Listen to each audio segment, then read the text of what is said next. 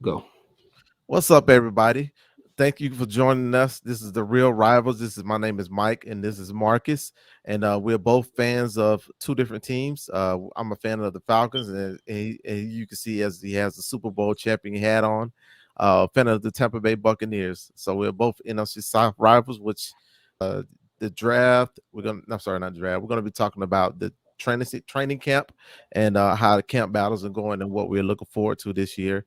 Um, and we're going to be taking a look at the past, kind of look at some different trends and different things that that's transpired over the last couple of years. So I'm excited about this show. I'm looking at my notes to see if I got everything ready. Check us out. Let's go. Oh, and by the way, I'm gonna tease him about the Super Bowl Falcons versus Patriots.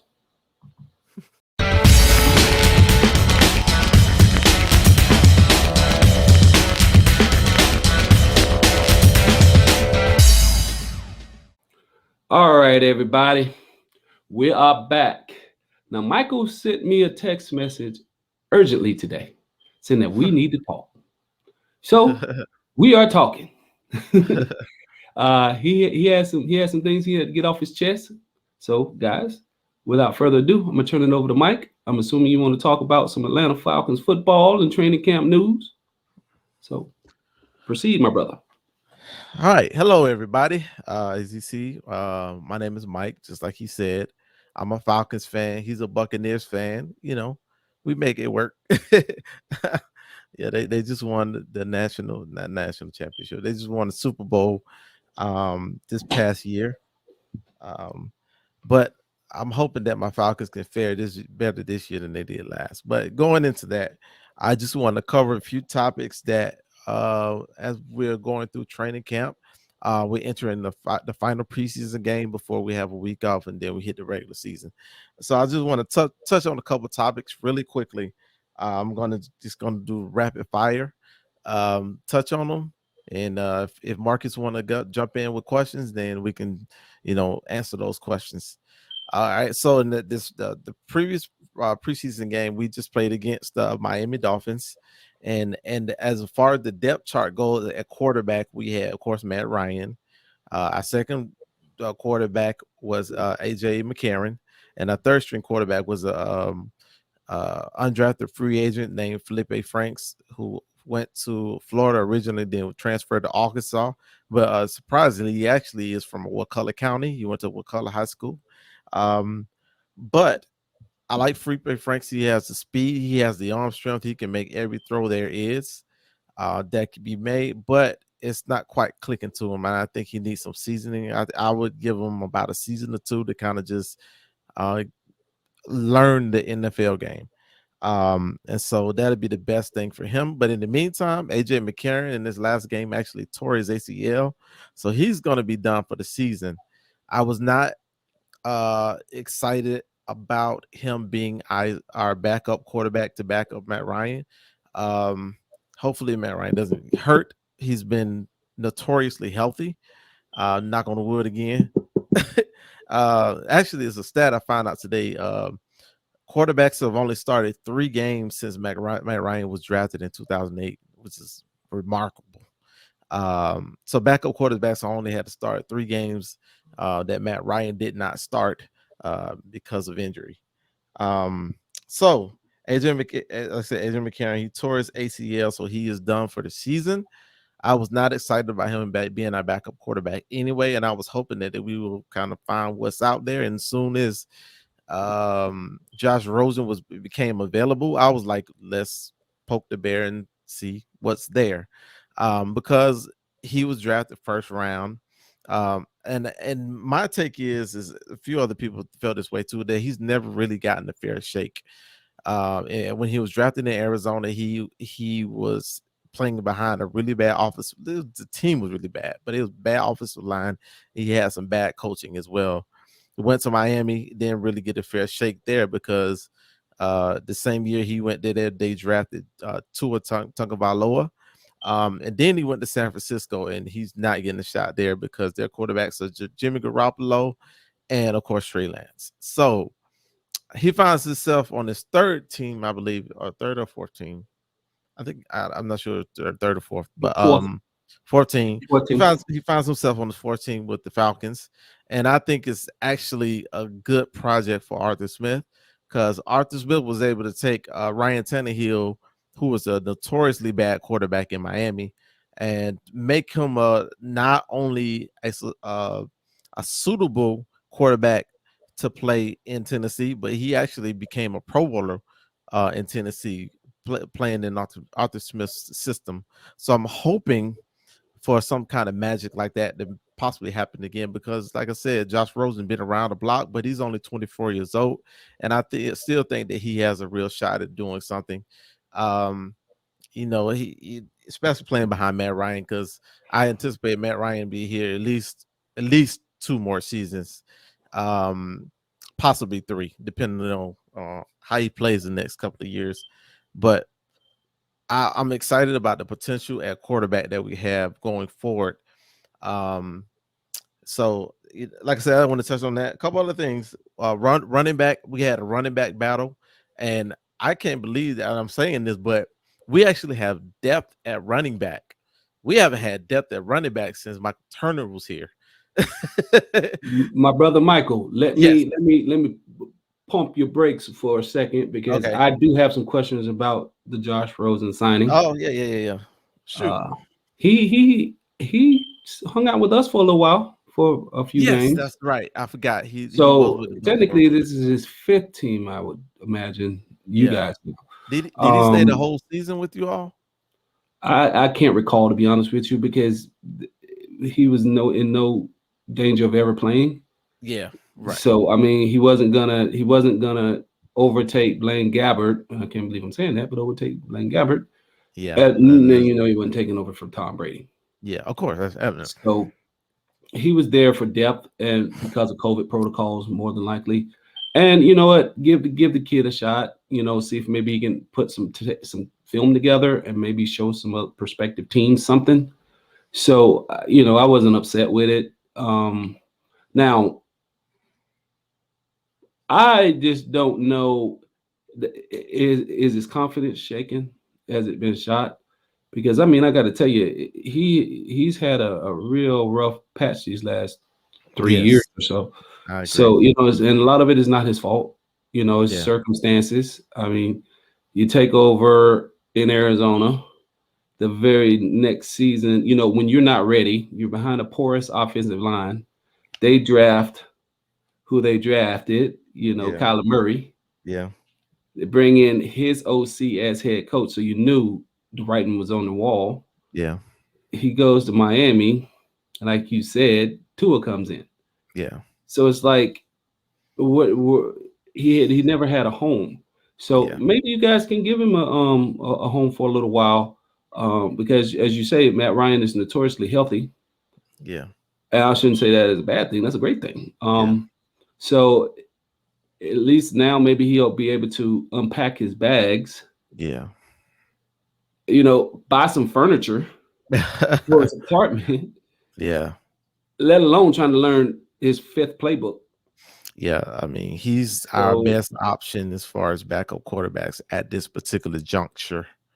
Now, I will caution you a little bit about that Arthur Smith, what he can do with quarterbacks, though. Ryan Tannehill was a very more than serviceable quarterback. Even when he was with Miami, he beat the Patriots several times. Yeah, but that's about it. Patriots several times. Yeah, he beat the Patriots, and that's about it. But hold on, it wasn't like he was trash. Now you might think very good. I disagree. I mean, you don't go from trash to Pro Bowler without having a floor. You don't go from trash to Pro Bowler without having a floor. If you ask a lot of people there in Miami, they'll say, "Oh yeah, Tannehill was a bust." I mean, that was like, I've talked to Miami fans. I know you have too before, but a lot of them said, "Yeah, Tannehill was a bust." If they're like any of the Miami fans that I've known, they tend to be drunk when they're making all this diagnosis. Yeah, I've talked to some sober too. Some sober ones? Okay. You must have caught them on like a Tuesday. Yeah, I've caught them on at not during games. Like normally when I catch them, it's out at the watering hole. I Yeah. catch them out at the watering hole, and they're several sheets to the wind, and so they're very articulate about what they want. Yeah. It's nonsensical. Yeah. It's perfect what they're diagnosing when they're drunk. Yeah. So that's where I'll just leave that. Yeah. But also, you guys got a 2,000 yard back there in that offense in Atlanta, because that helped Matt Tannehill out a lot too. And you got Derrick Henry. Yeah, no, we don't have a 2,000 yard back. But I think what Arthur Smith is going for is just depth. We have not good that you mentioned that. We actually had to release a back that was an undrafted guy. He actually been doing well in camp so far, but he's been getting the least amount of reps among all the backs just because it's not enough to go around ever. So our starting back is Mike Davis. He came from Carolina last year. He's going to be our RB number 1, and our RB number 2 slash wide receiving option is going to be Cordell Patterson. By our RB3, which would probably be spitting about as much reps with Mike Davis as anything, is going to be Quadri Allison. He's a 3rd-year player. He was drafted by the Falcons 2 years ago. And he just really hasn't had any shots really. But when he did get his shots, he scored a lot of touchdowns. They just, for some reason, never dressed him. I don't know what this previous regime was doing. I have no idea. Then wide receiver number 4 is Caleb Huntley. He has I think he has around 100 yards and like 2 touchdowns in 2 preseason games. So he kind of etched out his spot as a 4th running back, which is cool. And they all have similar body types. Some are shiftier than others, but none of them Derrick Henry's as far as power. But they all are going to be good backs that'll help us get the ball rolling. So I'm excited about our run game. Our run game is like 1,000 times better than it was last year. Last year, oh my God, it was horrible. Now, to be fair to the brothers on your team that's going to be toting that rock, no other team has Derrick Henry either. Yeah. No, I wasn't saying that as a slight. Yeah, I mean, yeah, I mean, but that's cool, man. Like, so you're excited about your team. How are you cut? How's the cuts going? Yeah. Speaking of cuts, so we had to cut a wide receiver named Austin Trammell. He was a undrafted guy. Yeah, he was undrafted, but he was actually coming on pretty strong. He hit a wall because he actually got injured, and the Falcons have so much depth at wide receiver. They just was like, we can afford to cut him because we really have a lot of depth at wide receiver. Like, well, is it potentially be a stash to the practice squad or no? Yes, I think he will hit. He was already cut, but I think long as nobody claims him, I think he'll be staffed on the practice squad after next week, after the final cuts are made. Yeah, I think you're allowed to have 16 on your practice squad. I believe it's 16. Well, it's going to be similar to what last year's COVID protocols are, so you're going to have a lot more flexibility than in traditional years. Yeah, they need to keep it that way instead of like 10. They need to keep like 16. I think that should be like standard. So you're not scrambling when you have injuries. I don't know. I kind of disagree. I think you got to have a penalty for these teams that don't sit up there that's not taking it seriously. You know what I mean? Okay. You get, I got you. If there's no penalty for being an idiot. Yeah. Yeah, the Falcons, I don't know if you noticed it, but the Falcons are actually the first team with 100% vaccination rates among the players. Right. Either you want the job or you don't. If you don't want the job because you feel that it's your freedom to not take it, that's fine. That's completely fine. You just can't work here. Right. There's other people that will accept that opportunity, that will get the shot in the arm and move on with their day. But if you want to let your political or whatever ideological reasoning, in which has been the case in a lot of these folks, that be the reason for you to miss out on potentially millions of dollars and a job. Yeah. I guess you got to stand for something. Yeah. But moving on. So yeah, that's how I feel that if we just keep letting NFL teams expand their roster, then pretty soon we'll have everybody trotting out 100. You know, No, it I is to be understand. you. There's been an adequate enough time for people to get the understanding of what they need to understand, Yeah, and to either make a decision one way or the other. And I'm true. saying this with respect to my team too. You know, we currently are at 100% vaccinated because BA is not playing that mess. Either you're here or you're not. Yeah, Period. yeah, yeah. Period. He Right. ain't gonna get into a political debate with you about your presidential candidate and all that. Yeah, No, you go pack your yeah, crap and go. yeah, Period. yeah, You want to get on Facebook, social media, and talk your politics? Cool. But guess what? You're not going to be in this locker room, potentially infecting my quarterback, my running back, yeah. the other coaches, and all that other nonsense because you don't feel it's infringing on your constitutional right. You know who's infringing? I am. I'm infringing on you because guess what? The buck stops here. Yeah, I'm the coach. So I love that stance. And guess what? yeah, Every single one of them said we're gonna take the dang shot. yeah. We didn't give them all that room to do all that. Well, I'm not. It's my bro. You when you at work right now, Mike. Do you Yeah. have all your freedoms? Oh, Can absolutely you not. can you go stand on your desk and go, where's my No, individual right to do this? no, I cannot. No. Guess what your employer gonna tell you? You can do it. It's your constitutional right to do whatever you want. You just won't be on this property. Yeah.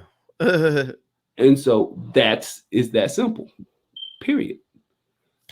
But segueing into the Buck stuff, we released 5 guys a couple days ago.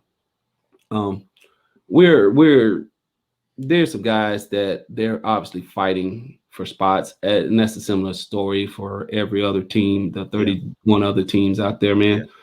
man. Special teams is what it's coming down to us for us. None of these guys that are battling for roster spots are going to be playing, knock on wood, a lot of snaps, except in key situations and on special teams. Yeah. So we're going to see how it shapes out. Kick returners one. We're also loaded like you guys are at wide receivers. So Yeah. that fifth and sixth, potentially if we keep six, if that fifth and sixth spot is gonna be crucial. Yeah. And that's gonna go to those two-way players, the guys that can be gunners and Yeah. on punt returns and stuff like that, Yeah. and kickoffs. You got to do more. You got to walk and chew gum if you're gonna play in that locker room, because we don't need. I shouldn't say need. We don't have a lot of space for guys that can't do that extra stuff. Right. So right. that's where so wide receiver, punt returner, because kickoff, if you guys don't know, kickoff returning, that's completely different than what a punt returner is. Yeah, absolutely. Completely. Kickoff kickers, kickoff returners, they need to have a little bit more straight line speed, Yeah. because you're not a little bit less shiftiness. Yeah. Whereas your punt returner, Yeah. you Gotta got to have the have some wiggles. wiggle. Gotta have You that wiggles better. immediately. Right. You may not be as fast as the guy that's returning kickoffs, Right. but you have more agility. you got to have wiggles because once you get past that first wave, Yeah. it's to the house usually. Yeah. So that's where the Jalen Darden signing was for us when we drafted him. He's competing against Jalen Mickens. So we're gonna see. Mickens was our guy back there all last year. Yeah. And we wanted to add some, obviously, a little bit more speed and wiggle back there. Yeah. So hence that pick. But Mickens is reliable. Yeah. He doesn't take risks. Yeah. We know, okay, he may not be a sexy pick, but he'll catch the ball and field it responsibly and pick up 5, 6, 7 yards or whatever and go down. We're looking to put a little bit more juice back there this year. So it's going to be Darden's opportunity. Bruce Arians spoke to that today at his presser. It is in no way, shape or fashion is locked up. Yeah. So A lot of emphasis is going to be placed on this last preseason game. Our starters are going to play because it is our first road game. Mm. BA was explicit. He wanted us to have a road game. We're going to have 2 next year. We had no control over the scheduling this year, mainly because we get to travel so we can get the feel and the repetition of traveling. Right. So we want to get that out the way. So that's why and we got to get game speed. We got to play games, get some game speed under our belt. I mean, they played 1 drive the entire preseason so far. Yeah. Well, And not all of the that's starters more are than out. now starters. Like now starters haven't seen the field at all. But we're playing against the Browns at home.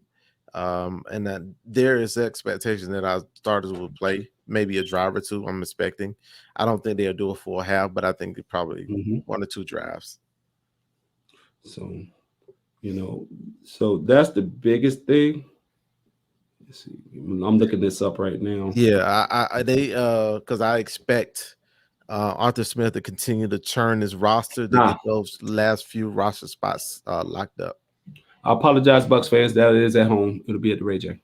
Yeah, but I'm pretty sure it was because I felt that way on a too road game after when I coming was off the Super talking. Bowl. Yeah, but then I was like, well, we want to go on the road real quick, so I get it. It was my bad, but anyway, moving on. It's vital that we get that experience playing on the road. So that's one of the reasons why. And so all that emphasis is going to be placed on those guys playing in the 3rd and 4th quarter if they're going to make it. Right. Because those are going to probably be because we're taking 80 with us. Yeah. So you got to be cut down to 53, I believe, by next Tuesday. Yeah. I think it's next Tuesday at like 4 p.m. You got to be down to 53. Yeah, I mean, so that's a lot of pink slips. Yeah. And that's what I mean by, swinging back to these people that are making these crazy political stances, man. It's like, bro, there's gonna be a lot of unemployed people out there that'll take your job. Yeah. They're like, oh, you need me to get the shots? Oh, yeah.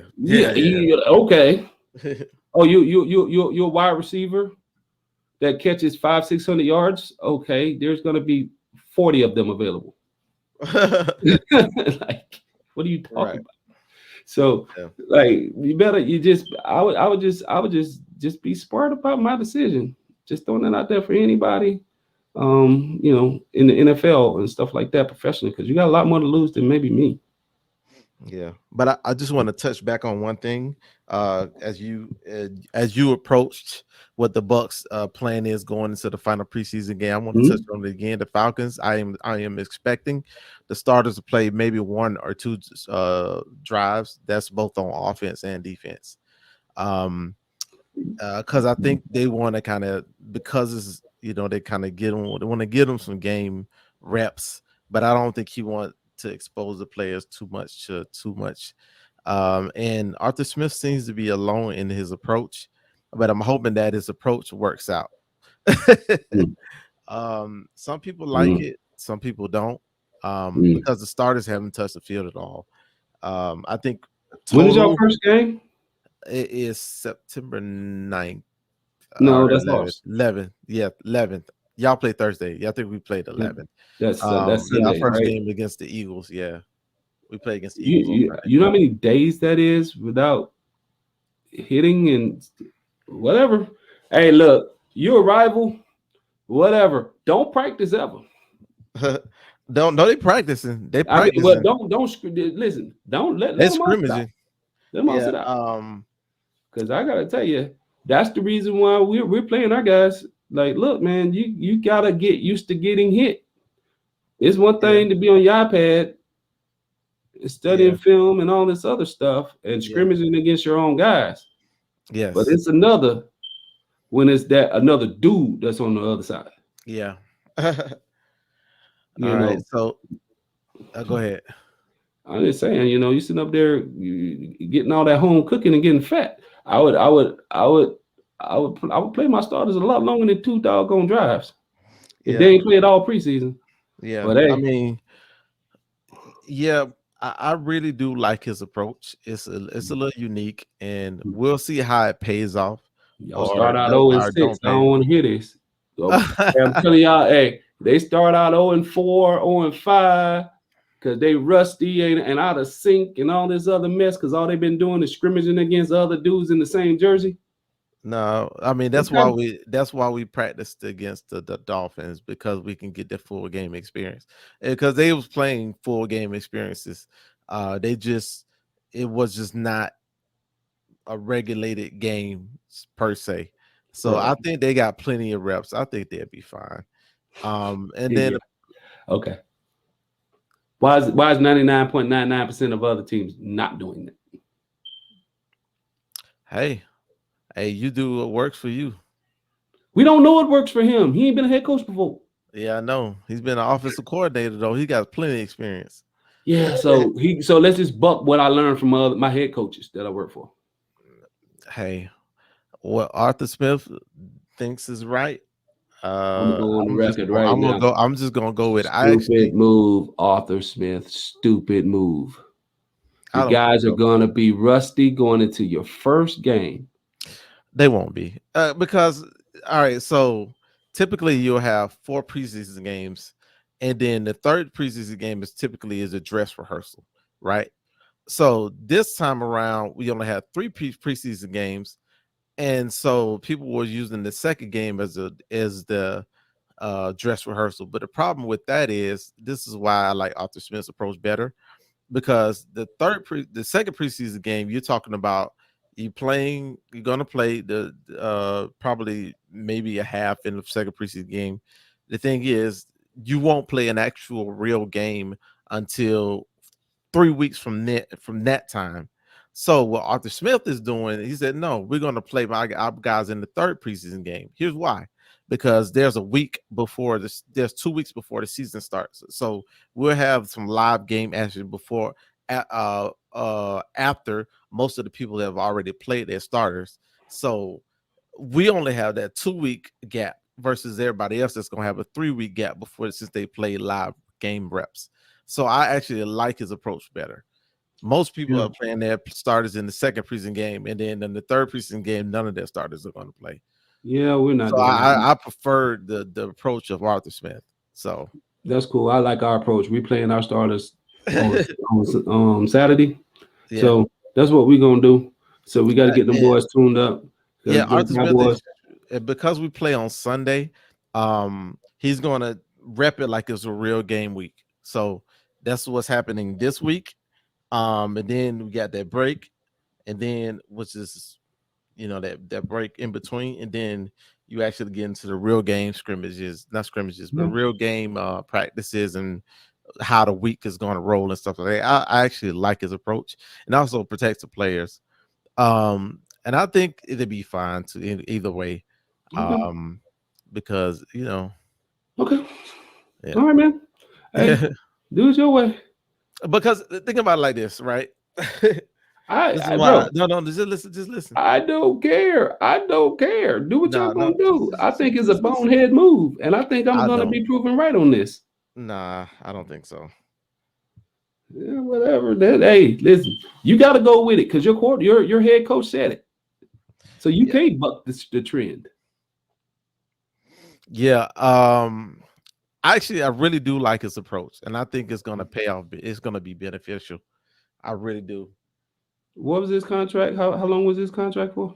I'm not sure, but Okay. he'll be around for a while. Like I'm telling you, the Falcons football that you're gonna see this year is nothing you've seen before. You really, I am listen. You So, tell. all right, so I want to talk. This is not what I had planned on talking about, but since you brought it up, so it's two.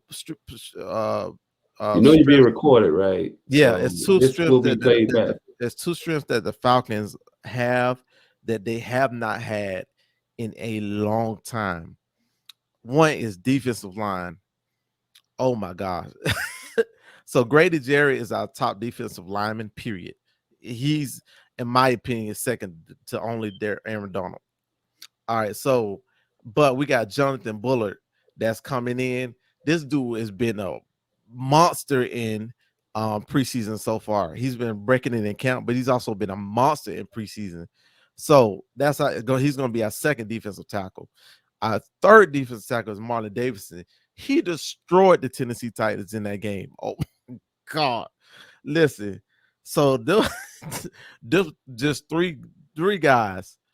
We got two other guys. Oh man, I'm drawing a blank now. Gosh, I'm drawing a blank. I am drawing a blank. All Oh, right, man. okay. John Kaminsky. He actually played well in the first preseason game against Tennessee, but he got nicked up. And so he didn't play in this game against Miami. But that's a strength. The second strength that I want to talk about is our linebackers. We are so deep at linebacker. We might have the deepest linebacker core in the NFL, period. So our top two defensive linebackers is of course Foye Oluokun and then Deion Jones. Those are two starters. Then we got Michael Walker. He was a rookie last year. He's been balling in camp, and he actually played well last year. He just playing in the crappy scheme. He's played well so far in the preseason. He actually has some game reps. And Daniel Erleby, I think is one to say, as I want to pronounce his name. He is, where did we get him from? We traded somebody for him, I believe. And then we got a rookie. Gosh, I can't think of his name. But all of them guys have been balling in camp.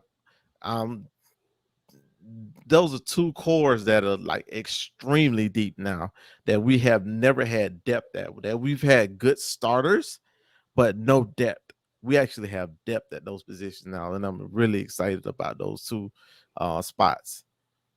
Yeah. Also safety as well, but especially defensive line and linebackers. I think I do believe that we'll be in the top half of the league as far as defense, especially with Dean Pease running defense. I think Dean Pease is going to make magic with that defense that we have, because they were good. They were good once Dan Quinn left last year. Dan Quinn actually was fired in week 5, and the defense actually went from like 32nd to, I think there was in like the mid 20s, like 25-ish, somewhere in there. Just by that change. And you got a real defensive coordinator like Dean Pease that knows what he's doing with the defense that we have, because we got the players. Them guys was in the trash scheme. So yeah. All right. I'm gonna where was Dan Quinn from? Seattle. And what were they known to have there? The Legion of Boom. So it was trash scheme. Okay. Yeah, the scheme is actually trash. No, all right. So since you keep poking the bear, I'm going to tell you why the scheme is trash. Okay. I mean, we wouldn't be a rivalry show if I just let you get off with all that BS. It's not BS. I can back it up. I got the facts, cousin. All right. So I don't know if you, boy, you taped up. You taped up. So we're gonna play this back in like 3 weeks. Oh yeah, and I must say I told you so. Anyway, so 2 things. Dan Quinn is good as I do think Dan Quinn is good as a defensive coordinator. However, when he is pushed upon multiple roles as defensive coordinator and head coach, he's stretched too thin. He's trying to do too much. 2, he became non-flexible in his scheme.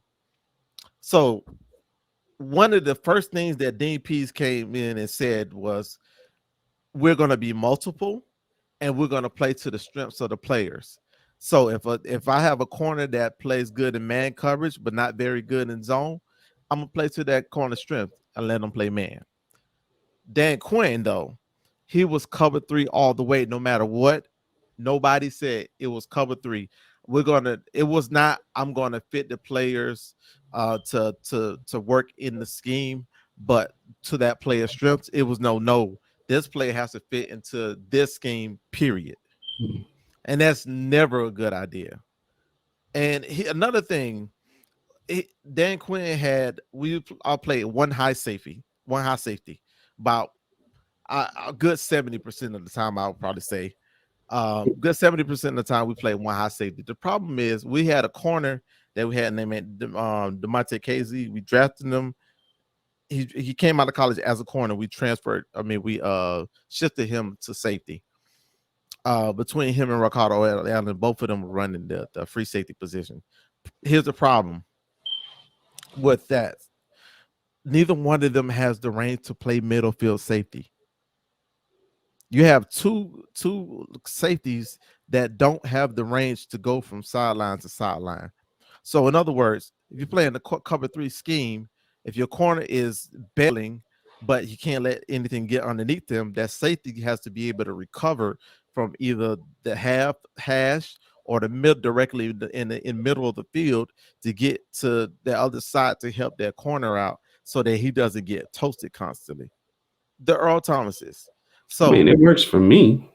That's why that scheme in Seattle worked so well. They had an enforcer. Atlanta had an enforcer in Keanu O'Neal. So that part was locked down. You got to have the middle field safety that can play like an Earl Thomas. We never had that. But instead of Dan Quinn adjusting to the players that he had on the roster, he kept trying to put a square peg in a round hole.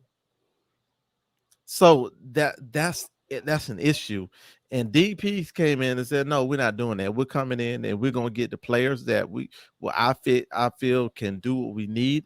However, we're going to play to that player's strength. We're not going to make a square peg fit into a round hole. That's not what we're doing here, period.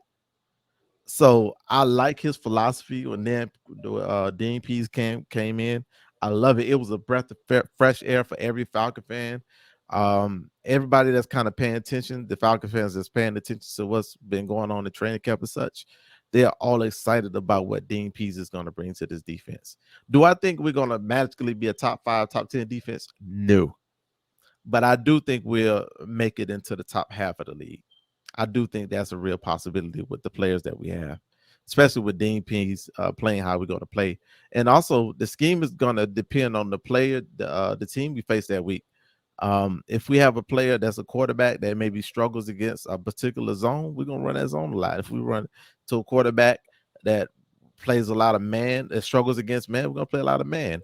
And he's going to be do some mix and matching. So the scheme is the reason why we have so much depth at so many positions like the safety, because we're going to be running different schemes. We're going to be running 4-3 and we're going to run 3-4. We're going to run some nickel. We're going to run some big nickel. So you're going to see at times we have 3 safeties on the field, or sometimes you may see that we have 3 corners on the field, 2 safeties.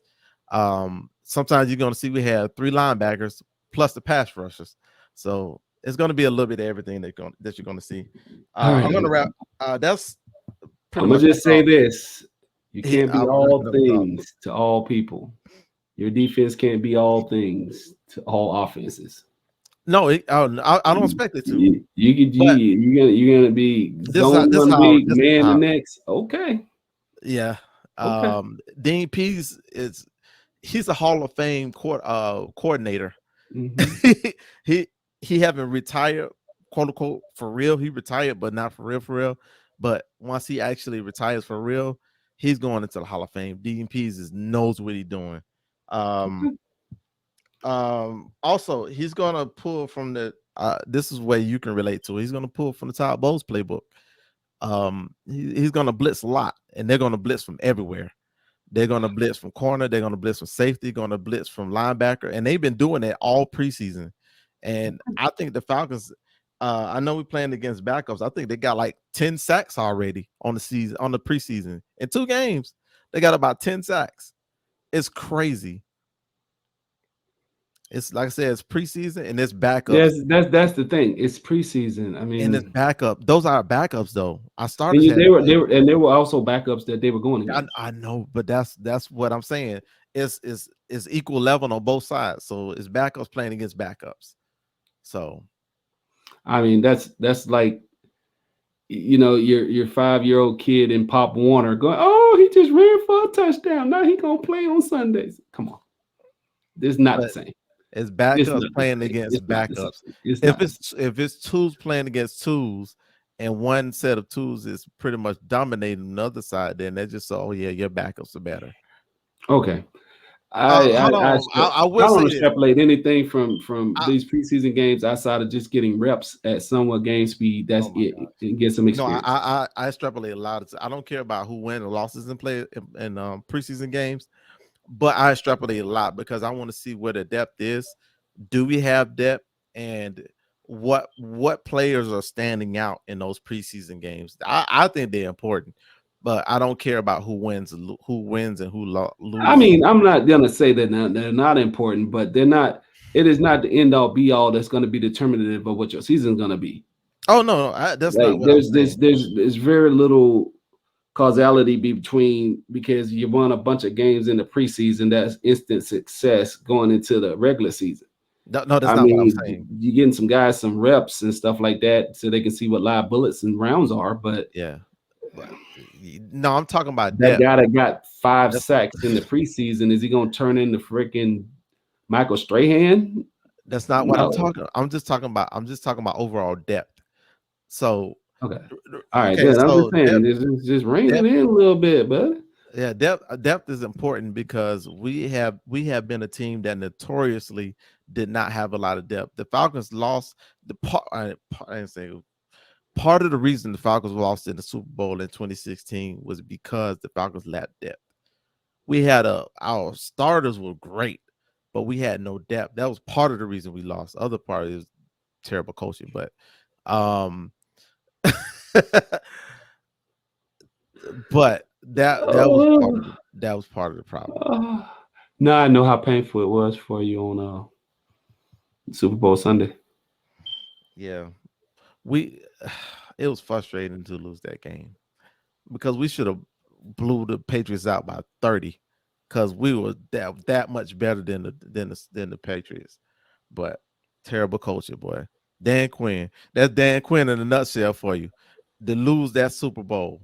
Oh, it just came out a report that at the halftime during halftime some players was reported that there were some players were celebrating in the locker room during halftime during the Falcons Super Bowl. Hmm. Yeah. If that don't tell you everything you need to know, because if they came in the locker room celebrating, Dan Quinn should have nipped that in the bud. No, we're not doing that. We ain't celebrating nothing. The game is not over.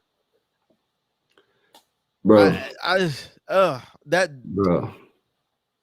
I think I know the score was like 21-3. Like, what are you celebrating? You went up What are against you went up, celebrating? especially with 12 on that side, other sideline. Exactly. What are you doing? I've been, hey man, I wouldn't have been celebrating nothing until That's there was no seconds left on that clock. that's Because that's that 12 dude, that's Dan TV Quinn. That's TV Dan Brown. Quinn. That's Dan Quinn in a nutshell. I had a Super Bowl party that night, man, and it was a whole bunch of Atlanta Falcons fans there. I didn't have a dog in the fight, obviously, because my squad didn't make it. I just knew when it went to halftime and everybody was celebrating, people were drinking and they were having a good time. It was a wrap. That's what they kept saying. And I'm sitting there and I'm looking at the ebbs and flow of that game, and I'm going, okay, yeah, a lot of those spots. This game ain't as far out of reach as these people making it to believe. And The I reason why told them, I said, guys, this game is not over. yeah, You got Tom Brady on that other sideline. yeah, You better close in your rear flank. You yeah, better make sure that you come out with that same energy that second half. and And it just well, what happened. yeah. So here's the thing. This is why they were feeling that confident. To get to the Super Bowl, we had to go through Russell Wilson and Aaron Rodgers, and we dominated them both teams in the playoffs. I mean, when I say dominated, we beat both of those teams by 20, I think like 25 points or something. It was ridiculous. It was a blowout in both games. And so when that's why they got excited. But Dan Quinn, like I said, should have nipped that in the bud, because if it's anybody that's cool under pressure, it's TB12. So I I wouldn't have been saying we won nothing. I'd I have wasn't punched that saying dude it. in the mouth. I was Whoever said it, excited, who but said it? I Who was said like, it? Who said we I would? was I was excited, but honestly, I was excited, but I'm like, I knew the game wasn't over yet. No, I bro. I Let's don't let want to it. relive it. I don't want to Just relive it don't because relive it, man. I'm just saying, But anyway, so your training camp's going well. yeah, You're gonna get down. You're gonna get down to your 53 yeah, plus whatever the COVID protocols are.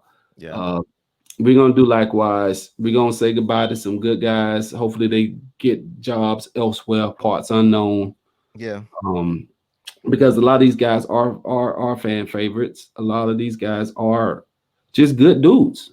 yeah, They just they're just unfortunately are on a loaded roster.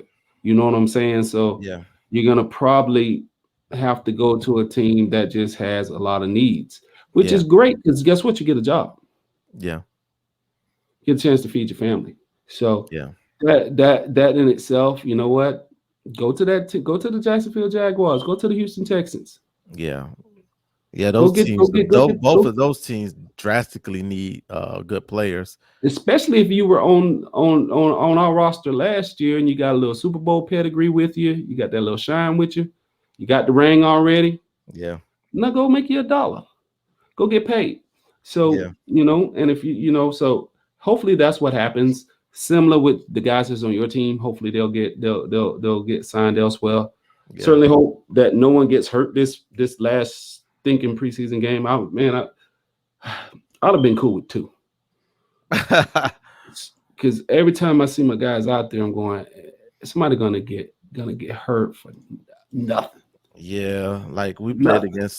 we played against the Dolphins and Jalen Waddle went down. I was just like, oh my gosh. See what I'm It saying? was minor and But he came still, back in the game, but I'm but just like, still, bro, that junk just scares me every time. I get you can't coach scared, but man, I got dog boy.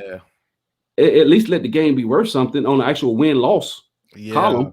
That's the If thing. I'm gonna blow my knee or tear my ankle up, at least let God we did we pull it out? Not oh man, we pulled out that only for me to go down in a preseason game in a drive that I was going to be out the next drive anyway. Right. Like, so, but anyway, going back into everything, guys, that's a wrap for the show. Yes. If there's any other content, any questions that you might have, feel free to shoot them to us. Drop it down in the comment box. If you are fans of another team and we did not cover, next week we will be going over our predictions of what the NFC South will do league wide. So the show will probably be close to a couple hours. We might chop it up or we might just leave it in one block. But we're gonna give you what we think of uh, each division and who's gonna win those and so forth. So join us for that. Let us know if you want us to talk about someone else's team, your team, or someone else's, or whatever. You want us to talk about the Dolphins, you want to talk about the Chiefs, you want us to talk about the Browns or the Steelers, I guess the Texans and the Jaguars. I mean, if you want us to laugh for a while, we'll talk about those teams. Yeah. But I guess we could talk about Trevor Lawrence, but those are going to be pretty small conversations about those two teams. Maybe the Jets, they got some buzz around them now, so we'll see. But anyway, that's what we're going to do next week. And as always, guys, thank you for spending a little time with us. Mike, you want to finish this thing off, man, and add your flair? Yeah, that's it. I got a little excited this time. But I don't know if you touched on it or not, that we're doing the draft on Sunday, the Yes, fantasy we are. draft. Okay. Still We are working out the looking, details on that. yeah, we are looking to live stream it, but we'll see how it goes. Possible that's a possibility. I don't know if we'll do it that way or not, but just look out for more information coming forward in the next day or so. Right. But yeah. Man, that was I took it easy on you tonight, Mike, just so you know. because you were making some bold predictions. So I didn't I'm make any gonna say bold predictions. yeah, for you, maybe not. But we'll save this video and play it back in week 3 and see if that Arthur Smith resting everybody for weeks is gonna work. I'm on the record saying as a stupid move. I don't think it'll work. I think they're gonna start the season rusty. Mike does not. He think they'll be refreshed and healthy. Paraphrasing, he doesn't. He sides with the coach. I disagree. In a nutshell. So with that said, guys, thank you for watching. And as always, be blessed, be safe out there, and we out. We out.